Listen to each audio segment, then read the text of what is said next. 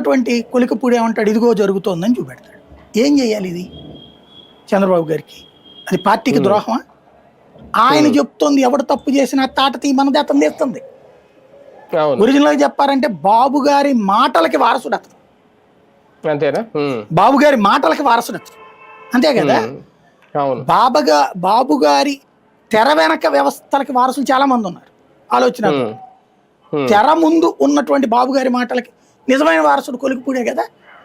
Liquor షాపులు విజువల్స్తో సహా చూపించాడు కదా, బెల్ట్ షాపులు. ఇవాళ కూడా పాపం నిన్న ఆయన ఎవరో మన రవీంద్ర గారు బెల్ట్ షాపులు ఎక్కడ ఉండటానికి వీళ్ళ చర్యలు తీసుకోమని చంద్రబాబు గారు చెప్పారు, కఠినంగా తీసుకోండి. మన బాబు గారే చెప్పారు పీడీ యాక్టులు కూడా పెట్టండి అని. ఎవరి మీద పెట్టాలా?